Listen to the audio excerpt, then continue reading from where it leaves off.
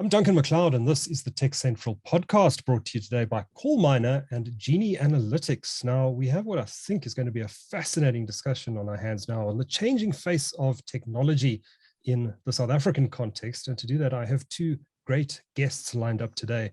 First, from, I know he's somewhere in the UK, we have Frank Sherlock, who's Vice President of International Operations at CallMiner, and Frank is an old friend of the podcast, returning for this discussion today. Frank, I remember you're not in London, but I have forgotten where in the UK you are based. I'm in Liverpool, actually. We're near Liverpool in the UK. So everyone knows Liverpool as a great football city. Everyone knows me as not a great Liverpool FC fan. I'm a fan of the rivals across the park called Everton, for those that know them. So great to be invited back there, Duncan. Clearly, my first podcast with you was such a runaway success. I'm here again, so thank you. Well, thanks, and welcome back, and welcome to you. And it's great to have you on the show again. But joining Frank today, we also have a new guest on TechCentral, and that is the MD of Genie Analytics, and his name is Peter Flanagan. Peter, you're in Cape Town today, is that right? I am indeed, and happy to be so. Well, weather's been a bit like the UK lately, so but no, happy to be here. Great. Well, pleasure. Well, welcome to both of you, and thanks for joining me on the show today. So today we're going to be talking about how the technology environment in South Africa has changed quite dramatically in the last 10 years or so, particularly I think in recent years. And we're going to have a look at how that has helped pave the way for this partnership we're going to be talking today about, and that's the partnership between CallMiner and Genii Analytics. But before we get there, maybe a good starting point would be a bit of background on the two companies. So Peter, let me start with you. In brief, what does Genii Analytics do? How long has it been around for, and who are your clients mainly? Okay, good. So thank you, Duncan. The business started 6 years ago, and it was built out of the passion from a few individuals that had spent their lives in the context in the industry, and had seen the frustration and challenges with the good, solid insights to inform change, inform direction, and generally fuel the contact centers with intelligence to make the right decisions. And it's all based on that foundation. And it's kept that sort of focus true, although it's moved from a consultative business into a much more tech-driven business. So today our slogan is change your conversations, change your business. And that holds true for most of what we do. If we can really get to understand what's happening in the interactions between ourselves and our customers, or organizations and their customers, we can be informed and get the intelligence that's going to help us make the right decision. So we have a lot of domain expertise, a lot of experience, and it's channeled into two areas fundamentally. The first is conversational analytics, and that is everything about understanding the insights that go down within the conversation itself. And there we have a level of automation, obviously, with the CallMiner, allowing us to do speech analytics on interactions, voice, digital, doesn't matter, and automatically across all interactions, mining for those golden nuggets of information. And then our own proprietary technology is focused on the deeper dive and the deeper analytics to get surfacing the root cause analysis of when CallMiner's able to indicate what's changing and it's maybe changing in the wrong direction. We use our own technology, the Genie Analytical QA solution, to surface those reasons and the causal factors behind that to help transform. Okay. And then the other side of our business is around AI, and as Genie Analytics is an AI, is our company name, and it's about the creation of AI-driven, autonomous, automated, predictive customer engagement solutions. And simply put, that is the ability to use machine learning models to predict customer behavior, and then a real-time prediction recommender capability to intervene and to nudge and to influence customer outcome or journey, and then the ultimate outcome. I have to ask, Peter, while doing a bit of research for this podcast, I visited the Genii Analytics website, and I see the former South African Springbok rugby captain, the winning captain from 1995, is on the board of directors. What's the backstory there? Francois Pina is a good friend of ours. He's a particularly good friend of the founder of our business, Kobus van der Westhuizen, and he saw the opportunity, was sold on the idea and believed in what we've been doing, and has stuck with us for the last 6 years. put some seed capital into the business, and has enjoyed the ride with us. We do leverage his relationships from time to time, but by and large, Francois is just a good, solid shareholder in the business. Fantastic. I think, Frank, you can see that my interests lie more with rugby than with football. So you'll have to forgive me there. I have no idea what the difference between Liverpool and Everton. I'm probably going to get angry emails when this podcast is published about how dare you not know about these football teams. You'll get trolls, I think, if you now you've confessed to that. I'm in big trouble now. So let's talk tech before I dig myself any deeper into a hole. Frank, I think many listeners to this podcast know about CallMiner by now, but for the benefit of those who are perhaps new to the company, in a few words, what is it that CallMiner does? So we're a software company. We're a conversation analytics company. And put simply, Duncan, all of these interactions that organizations are having with their customers are, whether they be by web chat, email, audio, they are data. But the problem is that unstructured data that's locked away within the systems. What we do is we unlock that data. We turn it into structured data to give our customers actionable insight. So processes that could be improved, helping them to understand and convert more sales, collect more money, improve operational efficiency. So a whole set of different use cases and playbooks, but it is all about turning lots and lots and lots of unstructured data into structured data to deliver actionable insight to our customers. And how do you typically engage with your clients? I mean, it sounds like fairly complex stuff, this. Do businesses face the similar set of challenges in the same industries, or do you have to go in and do you find that the requirements of companies are vastly different even in the same sectors? A bit of both, to be honest, Duncan. Within a contact center, let's think about audio. There are general behaviors and standards that you'd expect from agents, things like rapport building, empathy, ownership of customers' problems in a service environment. And we have built a whole set of out of the box categorization and playbooks around the standards, and then we adapt and tune for particular, bespoke requirements that we may see from customer to customer. So it's a little bit of both, but we never, we pride ourselves with, our customers don't start with a blank canvas. We've been in this business for 20 years. We've probably mined millions and millions and millions of hours worth of audio. We've got a research and development arm that has allowed us to say, hey, what does normal look like, and deliver normal to the customer's style. Fascinating. So really at the cutting edge of some of the advancements in the information technology industry today. But let's paint a picture of, let's bring it back to the conversation of today, and that's having a look at how the South African market has advanced in recent years from a technology perspective. I was thinking back 10 years ago, and imagining that if we had the COVID-19 pandemic back then, that South Africa would have been in a very difficult position, because most home users were either connected via a 2G or 3G connection, or if they were lucky, they had a copper ADSL line, which was, compared to today's standards, very slow. And we've seen fantastic change in that period. At least in the big cities, everyone's connected to ultra-fast fiber connections now. Businesses are hooked up to fiber. The telecommunications environment has changed fundamentally, and I imagine that's an important component for underpinning what CallMiner does as a business. But you're watching this market from an external point of view. You're in the UK. What are some of the developments you've seen in South Africa in the last few years that have got you excited? Oh, well, from my perspective, I've been dealing in Africa and South Africa for 20 years on and off.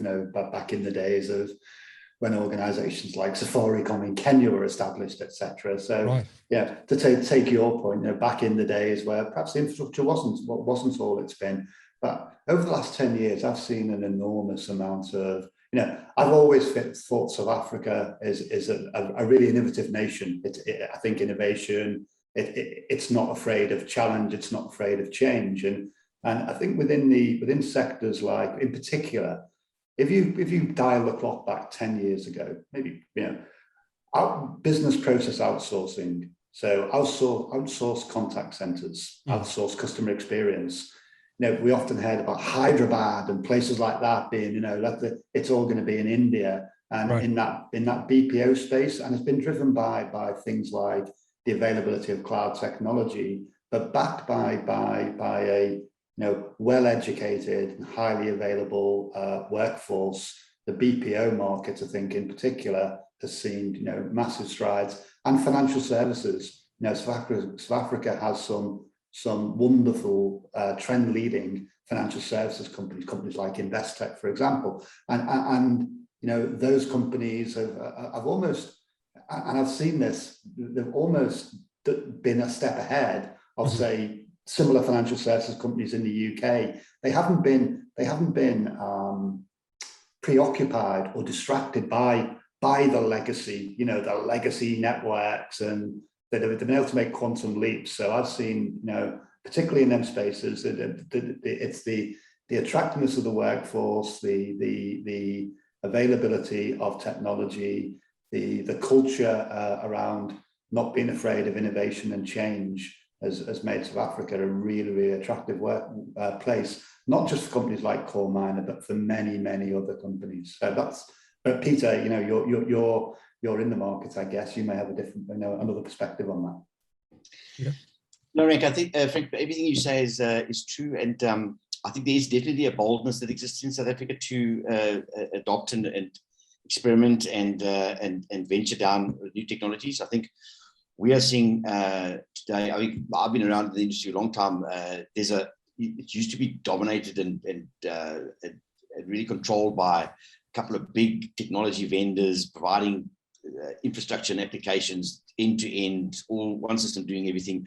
And those days have slowly died. Over the last 10 years, that's almost gone now. And there's a lot of more acceptance of niche solutions focused on particular challenges, particular needs, and to drive that extra little bit of value and differentiation out of the solutions. And that's fortunately where we see ourselves, and CallMiner is exactly there. And so the acceptance of specialization and need for that extra bit of differentiation, I think, is very prominent. And so it's not only about maintaining service levels, it's about really driving, collecting more, selling more. And I think that the advent of COVID in the last 18 months has seen quite a shift in our customers, not so much concerned with just the customer experience levels and the general hygiene factors of the contact center, but really wanting to hold on to their customers and to collect more effectively from them and in these tough times. So it's really that specialization that's coming through quite strongly. And I think we fit very well with that, having CallMiner in our stable, having our deep transformational analytic capability is really positioned as well. So it's really opened up the market. It was pretty closed for a long time. Mm-hmm. And by the big vendors. And I think the other thing, Frank, that you picked on was the industries that are quite mature, like the financial and our healthcare industries are particularly mature. And we're working very closely with solutions for behavioral banking. I mean, South Africa is bragging one of the first behavioral banking capabilities in the world, and the wellness solutions that we work with, and it's sort of hyper personalization capabilities are really being driven. The technologies behind those are being driven largely by the industries that demanding them. And of course, BPO has an influence in our space. We can talk about that separately, but that's being an attractive destination, as you touched on, Frank, is really also pulling along the solutions and the applications behind. Indeed, Peter. I also think, Duncan, the cloud, the availability. If you think that you can give easy to deploy applications to a nation that strives innovation and is willing to be early adopters, I think that the availability of cloud technologies in general, not just the sort of big infrastructure, the Azures and the Amazons, but having cloud-based applications that can be really easily and quickly deployed. So I think the cloud's been a massive factor in some of what we've seen in the last 10 years in South Africa. Yeah, absolutely. It kind of followed on the investment in the telecommunications infrastructure, because that's kind of the base thing you need, and then the cloud sits on top of that, and everything else kind of grows out of that. But I wanted to pick up on something that that Peter mentioned about the BPO and the attractiveness of South Africa as a business process outsourcing market. Frank, do you think that that attractiveness is growing, and do you think South Africa is going to become more of a global player in the BPO space? And if you do think that, why do you think that? Yeah, I see almost on my social media feeds like LinkedIn, etc. I see almost every week, an organization, whether it be a global or a neo-local or BPO organization, are opening offices in Cape Town, in Durban, in Joburg. So I absolutely see that more and more people are putting their trust in the South African market and the South African telecommunications to take care of their customer experience needs. And I think it's driven by a couple of things. One is the technology. The technology, the broad telecoms infrastructure, the investment that's been made in the marketplace.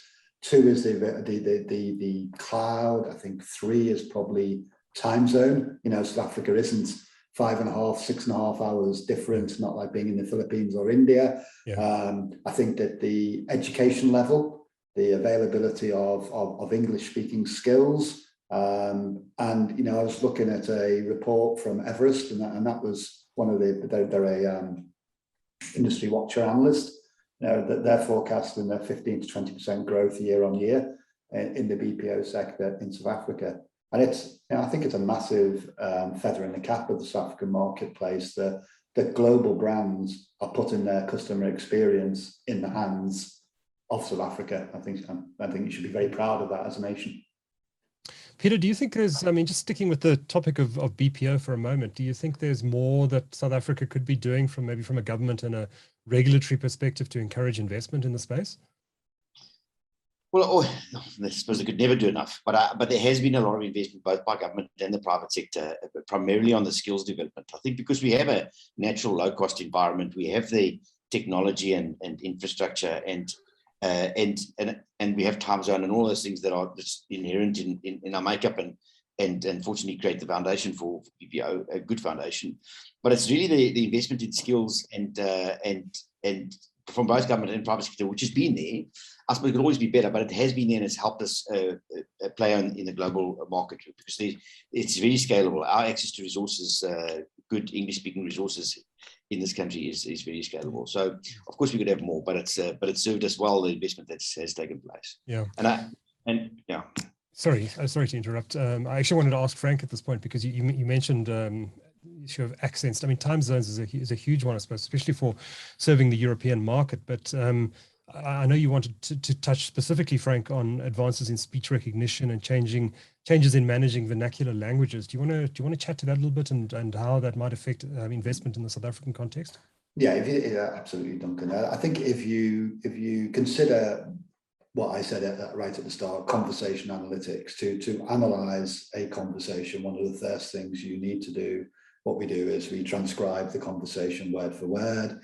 We use AI and machine learning on the transcription to deliver the insight. So therefore, the ability to transcribe accurately is really important. And even in English, so let's just talk about English for the moment. Yeah, US English, how Americans speak English, Australian English, UK English, and South African English are all very different. We use different phonemes that make up words. So we have models of different languages and different dialects to ensure that we're doing the best possible job up front on the transcription. So then we talk about, so transcription is really a heart of what we do, but we think about South Africa, where you've got many different languages. It's not just English. English is good for the BPO, but if you're a South African organization serving South African consumers, you can expect to have many different languages. And we developed a standard that we call Open Voice Transcription Standard, which allows us to plug into our product third-party transcription engines. Because there are organizations perhaps who've developed their own transcription models suitable to local markets. So the ability to harness their innovation within our product in an open standard is something that we also support, and it's something that we are we'll be doing more and more of, I think, in the coming 12, 18 months in the South African market, is building where we've started perhaps with South African English, is doing Afrikaans and other languages on top. Yeah, it's interesting what you say about different languages, because I mean, even in the South African context, there are very, very varied accents of English, and it's the same in the UK. I mean, you go 10 miles in the UK and you hear a completely different accent. So I mean, it must be a very challenging thing to manage from a technology perspective. It takes tens, if not hundreds of thousands of hours worth of training the language models. So you can cover all of those, distinct sort of dialects and accents. And people often say where I'm from, we talk with a particularly strong regional accent. Some people talk really, really fast. The word tempo is different. So the ability to deal with all of that. But yeah, it's something that we've invested a lot of time and effort. Within our core platform, we use world-leading transcription technology, but opening up the standard is really allowing us to drive further and deeper into markets as well. I think you wanted to add something. I wanted to pick up on that. I think that CallMiner's bold step and very innovative step in introducing a standard, which has really gained momentum immensely since they introduced it late last year, is going to support not the commoditization, but the investment in transcription services for the more difficult environments like South Africa, where we have language challenges, because it's going to encourage, I believe, people that have the capability and the ability to develop transcription capabilities to do so, because when they can feed into a standard that gives them a channel to market through a CallMiner or any of the other big players over time, I think it's going to change. So we've seen the cost of transcription and the availability of transcription improve dramatically over time, and I think that's just going to accelerate it. What I would say, Duncan, though, of course, transcription is important, but it's what you do with the transcription that's equally as important. Yeah, how does the machine learning and AI, recognize the keywords and phrases? How does it recognize customer emotion, etc.? So it's transcription's table stakes almost. And then comes the analysis and AI and machine learning of the transcription. Mm-hmm. What sort of skills does CallMiner hire as a matter of interest to develop these solutions? What talent are you looking for? So all sorts. So it can be anything from linguistics experts, that have degrees in heuristics, which is the science of how people speak. So we've got an R&D department that's full of PhDs that are all about AI and machine learning.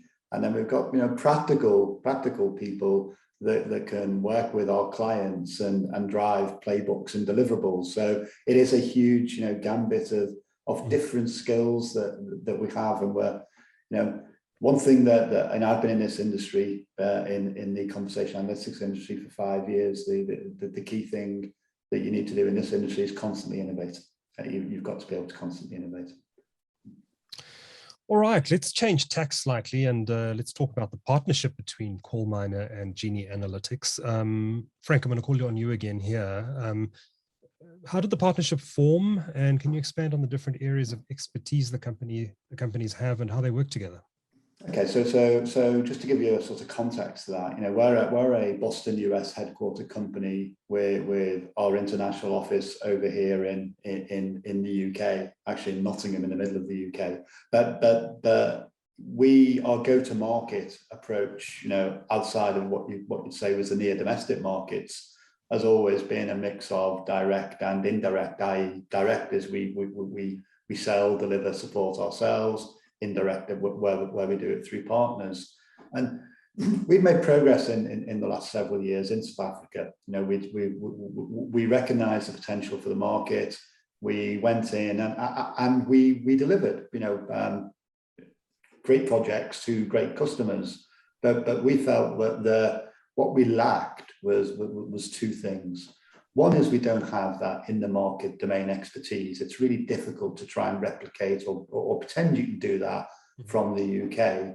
And two, we lacked an organization that thought like us, that understood our space, broadly in conversation analytics, in AI and machine learning. And if we could find a partner that was in South Africa that had them skills, we believe that it would be beneficial for us, for the partner, and for the prospects that we sell the technology to help them improve their businesses. So that's really where the partnership came to life, was in Genie Analytics. We did find a partner that ticked those boxes, that's been around for, I think Peter said, 6 years. Yeah. Built up a good portfolio of customers, absolutely spoke and understood the language of AI and machine learning, highly respected in the marketplace, and that's how we've come to. Peter and I came to pass, but Peter and I did know each other, Peter, didn't we? Just as an offside of that, we'd worked in Genesis many years ago, so we also knew each other, which I think helps. We already had a relationship. Yeah, it's if I can expand on that a little bit, I think I heard someone say many years ago, because I was particularly involved in the speech analytics when I was at Genesis. Someone then said to me, "You don't buy speech analytics, you do speech analytics." And I think it's a subtle difference in the words, but it's a big difference in the way you need to approach it. And you need to have the skills and ability to understand its potential and its capability, but also the ability to understand your organization and where and how to apply it. Because we find so many times we're getting into organizations, and it doesn't matter how large and mature they are or how small and basic they are, there's so much noise in the marketplace, there's so much choice, there's so much fear of failure, there's a lot of money at stake, there's a lot of time to value considerations, and it's a bit of a maze for the customers to navigate this, and they don't really know where to focus. And the truth is, doesn't have to be a big bang, because if you invest in speech analytics, you're going to do it for a long period of time. So invest it smartly, and it's a journey. And I think we've been very successful in helping our customers get through that maze and make the right decision and informed decisions. Because part of one of the biggest problems is just following the hype and following. I just need to cut costs, or I need to automate for the sake of automation, or I need to just follow the trends. But it's really, if you do it on the basis of good insights and understanding where your opportunities lie and where the problems that you can solve are and how they can be solved, I think we de-risk the whole project entirely. And so it's an insights-driven approach, and just making sure that we associate the right ROI with the right projects and get success early on. I think that's the key to making this overall solution a success. Maybe Peter, just expand a little bit on how you work together with CallMiner on customer engagements. So CallMiner offers a lot of support. Obviously, they know their product better than we do, but we understand the space, we understand our customers' needs, and we understand how to use their product. And so when we engage, obviously we leverage our strengths and their deep understanding of their product and where it's worked and how it's been effective in similar or different places around the world is invaluable. But I think we have enough experience in Genie. We may have only been here 6 years, but we've had a lot of experience as individuals elsewhere. Sure. We have enough experience to really understand how to apply this and how to make it work for our customers. And I think what's nice is that we come from this conversational analytics background, and we have our own tools and capabilities and technology to help customers transform and get down to causal factors and the root causes and deeper understanding of what's going on in the organization to inform and drive change. And I think, and that allows us very naturally to get very quickly into a customer's world and understand where they are and what they're experiencing, what their needs are, what their opportunities are, and it just diffuses the solution a lot. And what we find is customers are enjoying and leveraging the capability of speech analytics to really monitor, keep their finger on the pulse, monitor the vital signs in the organization, and make sure that when they're sleeping, things are being watched and monitored and measured.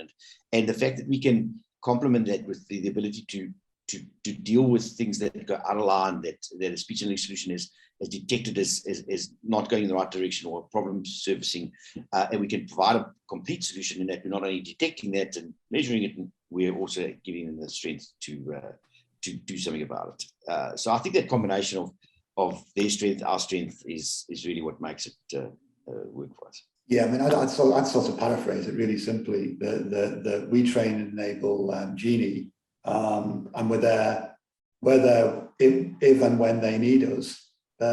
Because they've got the market knowledge, because they've got that wealth of experience and expertise, that we can trust that the Genie will raise their hands if they need help and support from us, and we provide it.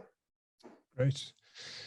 Before we wrap today, I know we started this discussion looking back at technology developments in the South African context over the last few years, but I'd like to end the podcast actually by looking forward a few years and just where the market is going, what sort of developments we're likely to see in the technology space in South Africa and what it means in this space specifically and what it means for South African companies.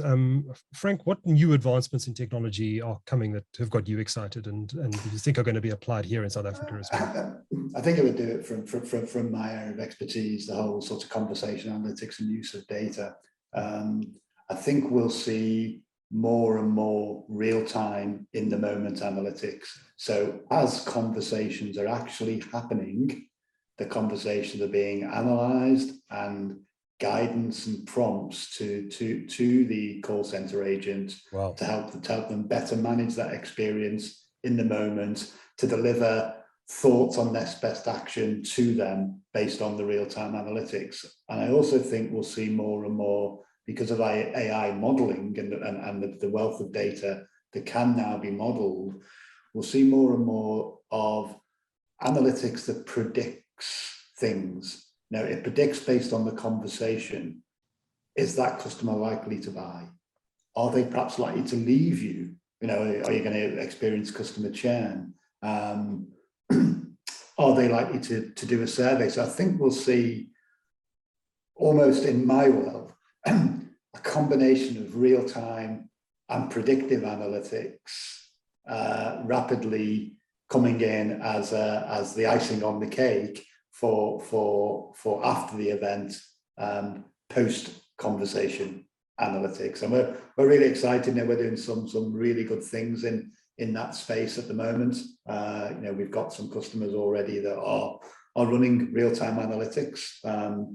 Not in South Africa yet, but I'm sure that's going to be coming soon, Peter. But and the amount of research, the predictiveness, but it's about making it easy for customers. Can you imagine, Duncan, you're having a conversation, and the agent's being guided that what Frank's really after is a tariff change. Yeah, so let's not talk to him about change of address or whatever it may be that you're talking about.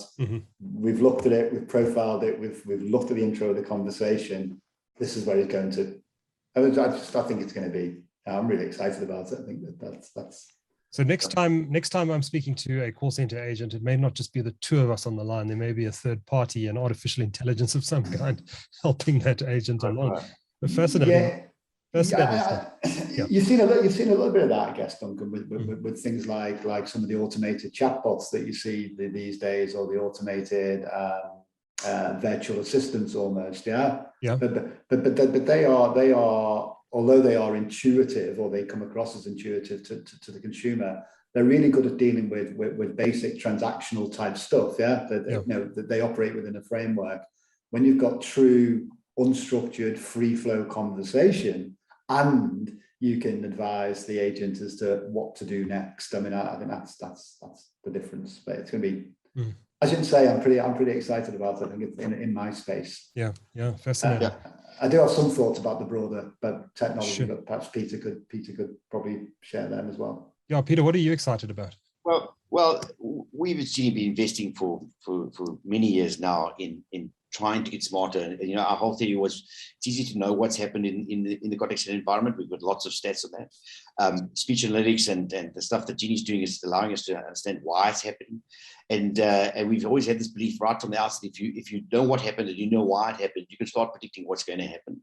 Of course, all of that needs to be underpinned by good data. And Frank touched on the real-time nature of that data, the consistency and the reliability of that data that products like not only speech analytics but others are making available just really fuels the whole AI approach. It makes AI a lot more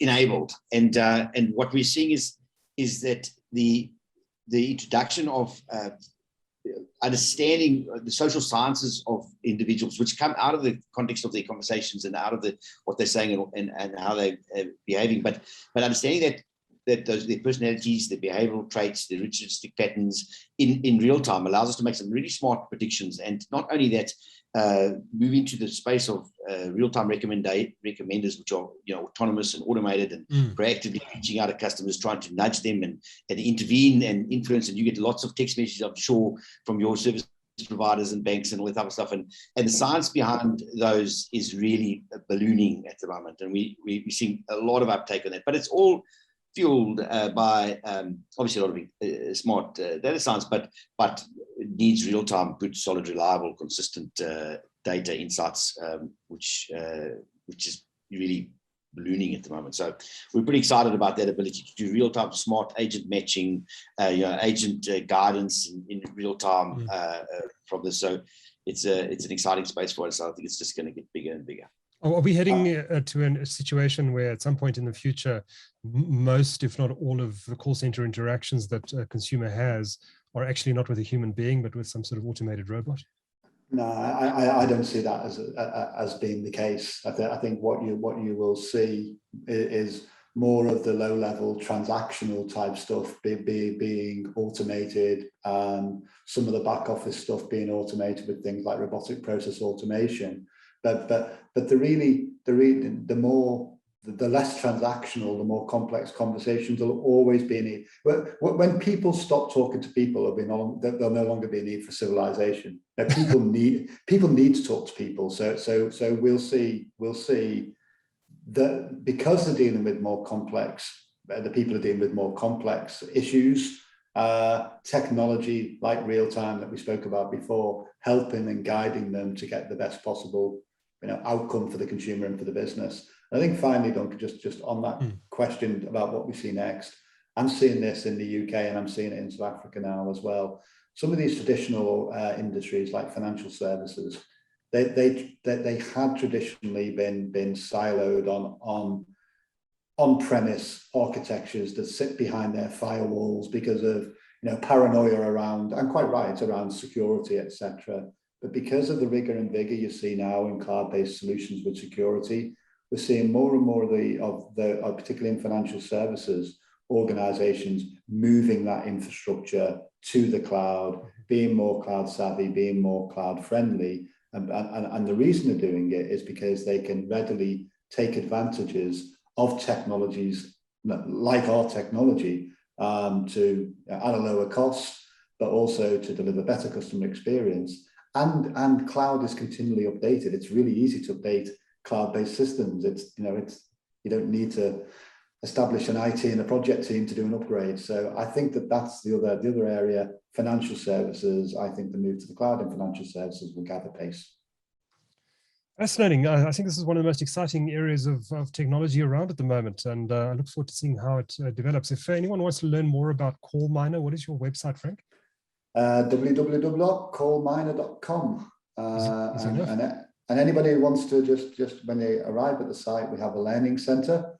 Just go on the learning center. You can look at white papers, download webinars, ebooks. There's a wealth of information for anybody who's interested. Brilliant. And Peter, Genii Analytics, what's the website if anyone wants to learn more? The website is genieanalytics.com. So it's GENII analytics.com. Easy enough. Gentlemen, thank you so much for sharing your insights with TechCentral today. Frank Shaw is Vice President for International Markets at CallMiner, and Peter Flanagan is MD of Genie Analytics.